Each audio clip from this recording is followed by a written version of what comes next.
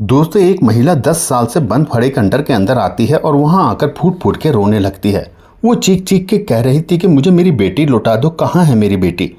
इतनी ही देर में वहां एक नर्स आती है और उस महिला को जोरदार थप्पड़ लगाती है और कहती है कि अब 10 साल बाद तुम्हें तुम्हारी बेटी की याद आई, धिक्कार है तेरी जैसी माँ पर। दोस्तों, कौन थी वो महिला जो 10 साल बाद उस घर में आकर फूट फूट के रो रही थी और उस नर्स ने उसको थप्पड़ क्यों मारा था? कहानी की पूरी सच्चाई जानने के लिए वीडियो के अंत तक जरूर बने रहें।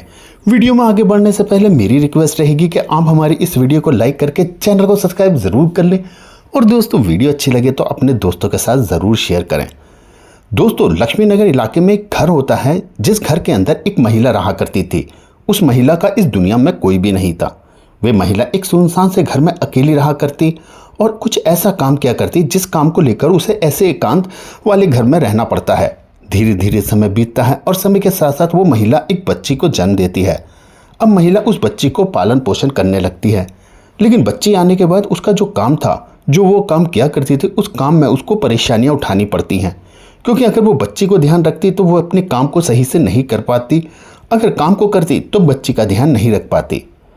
इसी तरीके से 8 महीने बीत जाते हैं, लेकिन 8 महीने बाद नौबत यह आ गई थी कि उसके घर खाने के लिए राशन भी नहीं बचता और ना ही उसका जीवनचर्या बिताने के लिए उसके पास पैसे बचे थे। तो वो एक बहुत ही कठिन फैसला लेती हैं। वो उस 8 महीने की अपनी बेटी को उसी घर में छोड़कर वहाँ से कहीं दूसरे शहर चली जाती है। वे घर सुनसान इलाके में तो था ही, जहाँ पर कोई आया जाया नहीं करता था। इसके बाद धीरे धीरे शाम होती है और शाम के समय वह बच्ची ज़ोर ज़ोर से रोने लगती है, क्योंकि बच्ची को तो भूख लगती है और जब उस बच्ची को भूख लगती थी तो वो रोने लगती, लेकिन वहाँ पर कोई आने जाने वाला तो था ही नहीं। और इसी तरह से पूरी रात उस 8 महीने की बच्ची रोते हुए बिता देती है। दूसरे दिन सुबह सुबह एक व्यक्ति जिसका नाम ओमकार होता है, ओमकार अक्सर कभी कभी इस रास्ते से आया जाया करता था अपनी ड्यूटी जाने के लिए, और इसी तरह से आज भी वे इसी रास्ते से होकर घर के सामने से निकल रहा था। लेकिन उस बच्चे के रोने की आवाज़ ने उसका ध्यान अपनी ओर आकर्षित किया और इसके बाद ओमकार उस घर की खिड़की से झांक कर देखने लगता है कि आखिर ये बच्ची इतनी बुरी तरह से क्यों रो रही है। वह थोड़ी देर तक गौर करता है, लेकिन उसे कुछ भी दिखाई नहीं देता। तो इसके बाद वह उस बच्ची को इसी हालत में छोड़कर वहाँ से अपनी ड्यूटी चला जाता है। लेकिन जब ड्यूटी कर रहा था तो उसे पूरे दिन दिमाग में केवल उसी बच्ची का रोना सुनाई देता रहा था, क्योंकि उसके रोने की आवाज़ से साफ साफ पता चल रहा था कि ये बच्ची काफ़ी देर से रो रही है और रो रो कर इसका गला भी अब बैठ गया है। अब जैसे ही शाम होती है और शाम के समय ओमकार जानबूझकर इसी रास्ते से वापस आता है और वहाँ से जैसे ही वे उस घर के सामने पहुँचता है तो उस बच्ची का रोना उसे फिर से सुनाई देता है। इसके बाद ओमकार से रहा नहीं जाता, वो एक पत्थर उठाता है और खिड़की का कांच तोड़कर उस घर के अंदर झांकता है। तो वो देखता है कि एक सोफे पर एक छोटी सी बच्ची लेटी हुई है और वो बुरी तरह से रो रही है। इसके बाद इन सभी चीज़ों को देखकर ओमकार पुलिस के पास फ़ोन मिला देता है और पुलिस भी मौके पर पहुंच जाती है। पुलिस जब वहां आती है, आने के बाद घर का दरवाज़ा तोड़ती है और उस बच्ची को देखती है। बच्ची की हालत बहुत ही ज़्यादा ख़राब हो चुकी थी। लगभग पिछले 36 घंटे से वो बच्ची उस घर के अंदर अकेली पड़ी हुई थी और फूट फूट कर रोई जा रही थी और अब उसका रोना भी बहुत धीमा हो गया था। इसके बाद पुलिस वाले उस ओमकार नाम के व्यक्ति का धन्यवाद करते हैं कि उन्होंने हिम्मत जुटाकर इस चीज़ की इन्फॉर्मेशन दी, वरना एक छोटी सी बच्ची आज इस दुनिया को अलविदा कह चुकी होती। पुलिस वाले उस बच्ची को लेकर सरकारी हॉस्पिटल पहुंचते हैं और वहां पर डॉक्टर साहब की देखरेख में उसका ट्रीटमेंट कराते हैं। अब पुलिस वाले उसके घर के मालिक को ढूंढने की कोशिश करते हैं, लेकिन काफ़ी ज़्यादा छानबीन करने के बाद भी उस घर के मालकिन जो वो महिला थी, उस महिला को ढूंढ नहीं पाते, क्योंकि वे महिला काम करने के लिए दूसरे शहर चली गई थी और पुलिस उसको ढूंढने में नाकामयाब होती है। अब बच्ची हॉस्पिटल के अंदर रहती है और हॉस्पिटल का जितना भी स्टाफ था वे उस बच्ची से बहुत ज़्यादा प्यार किया करता था। धीरे धीरे समय बीतता है और समय के साथ साथ बच्ची की अब सेहत में सुधार हो जाता है। लेकिन हॉस्पिटल के अंदर जो स्टाफ था उसमें एक नर्स थी जिसका नाम सोनिया होता है। सोनिया उस बच्ची को देखकर बहुत ज़्यादा खुश हुआ करती थी और उसके अंदर कहीं ना कहीं उसे अपना बचपन दिखाई दिया करता था, क्योंकि सोनिया भी एक अनाथ लड़की थी। वे अनाथ आश्रम में पली बड़ी थी और उसके बाद अब वे हॉस्पिटल में काम किया करती थी और अनाथ आश्रम को भी वो अक्सर देखभाल किया करती थी। तो जब भी वे उस बच्ची को देखा करती, उसको खिलाया करती, तो एकदम से उसे अपना बचपन याद आ जाया करता था। वे सोचने लगती थी कि मैं तो अनाथ थी, लेकिन इसकी ज़िंदगी में बनाकर ही रहूँगी। उसका अटैचमेंट कुछ ज़्यादा ही इस बच्ची के साथ हो गया था और वे उसको सबसे ज़्यादा टाइम दिया करती थी। इसी तरह से समय बीत रहा था, लेकिन तभी अचानक से डॉक्टर साहब उस बच्ची को डिस्चार्ज कर देते हैं और पुलिस आकर उस बच्ची को एक अनाथ आश्रम में भेज देती है।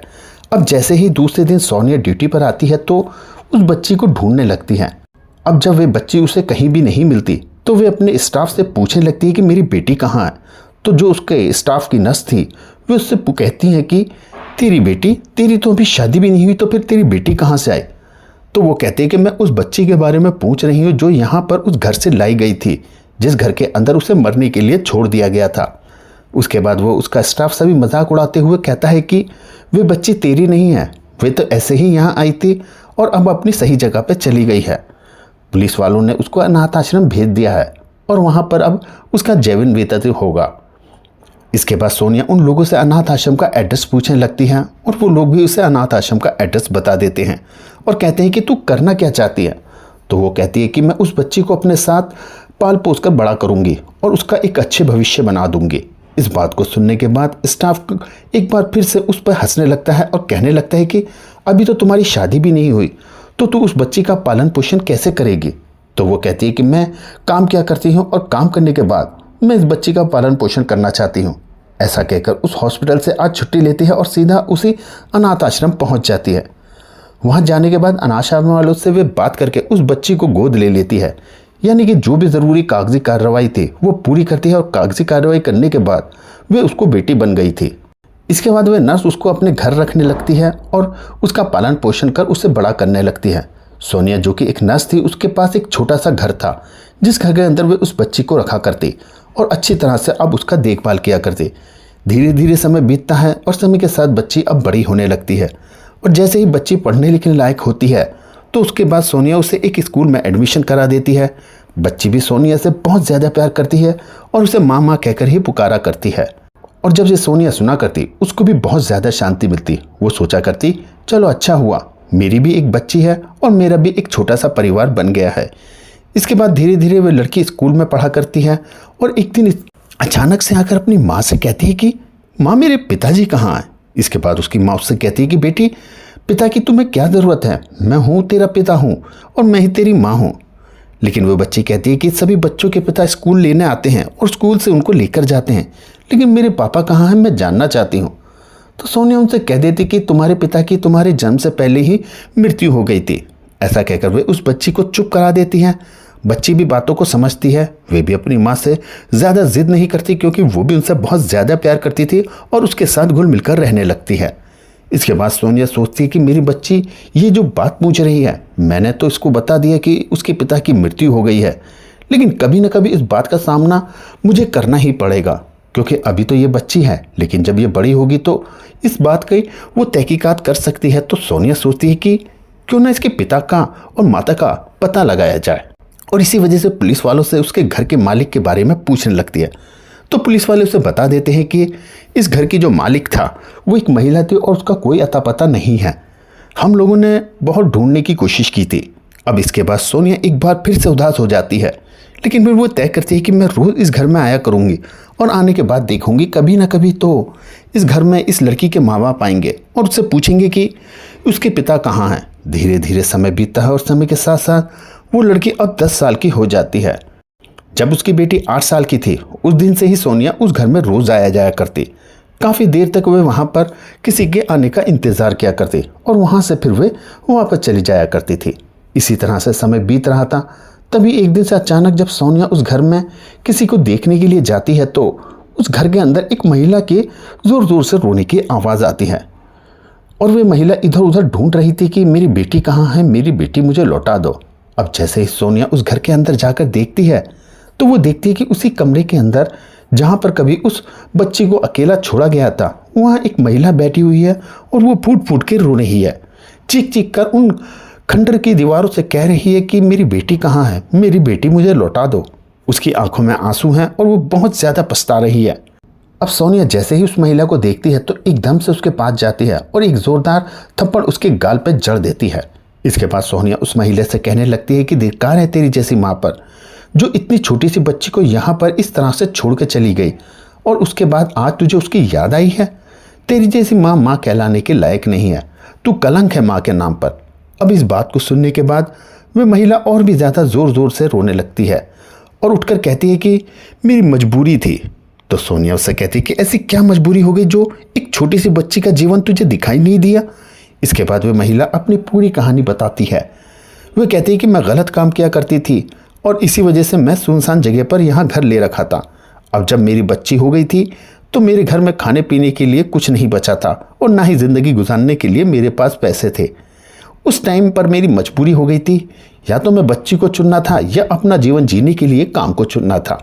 तो मैंने बच्ची को छोड़ना ज़्यादा बेहतर समझा और उस दिन से मैं इसे छोड़कर यहाँ से किसी दूसरे शहर चली गई थी।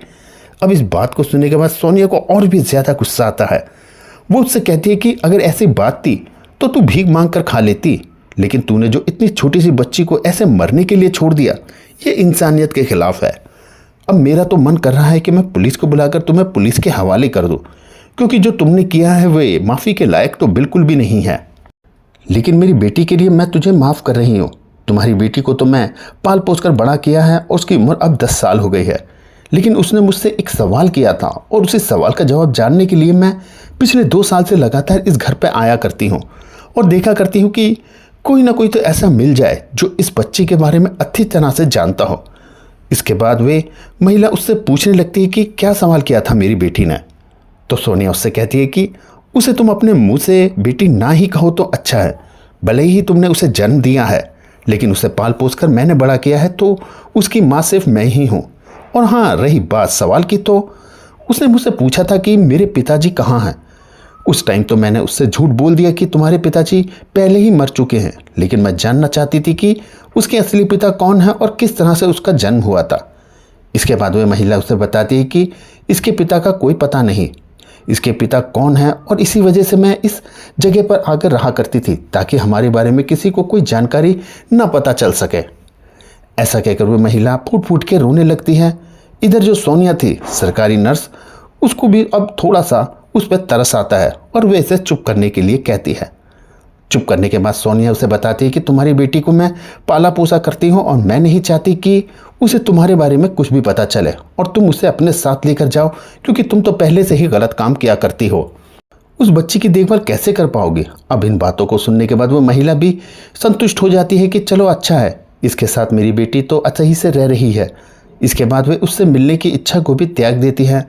वह महिला सोनिया के आगे हाथ जोड़ते हुए कहती है कि मेरी बच्ची का अच्छे से ख्याल रखना और मैं अब ज़िंदगी में कभी भी तुम्हारे सामने नहीं आऊँगी। ऐसा कहकर वह महिला अपने आंसुओं को पहुँचते हुए वहाँ से जाने लगती है। इन सभी चीज़ों को देखकर सोनिया को भी थोड़ी सी शांति मिलती है कि चलो ठीक है, मुझे मेरे सवालों का जवाब मिल गया और मेरी बेटी भी अब मेरे ही साथ रहेगी। सोनिया ज़िंदगी भर शादी नहीं करती, उसी बच्ची को पल पोस कर बड़ा करती है और बड़ा होने के बाद वह लड़की भी एक डॉक्टर बन जाती है। डॉक्टर बनने के बाद जैसे ही उस बच्ची की शादी होती है तो शादी होने के बाद बच्ची अपनी माँ सोनिया को भी अपने साथ ही रखने लगती है। उसने शादी से पहले ये कंडीशन रखी थी कि मेरी माँ मेरे साथ रहेगी और जब तक वो जिंदा है मैं उसकी सेवा करूँगी। तो दोस्तों, आप क्या कहना चाहेंगे सोनिया के बारे में? जो भी आपकी राय हो हमें कमेंट्स बॉक्स में ज़रूर बताना, और वीडियो अच्छी लगे तो दोस्तों के साथ शेयर ज़रूर करना, वीडियो को लाइक करना और चैनल को सब्सक्राइब करना।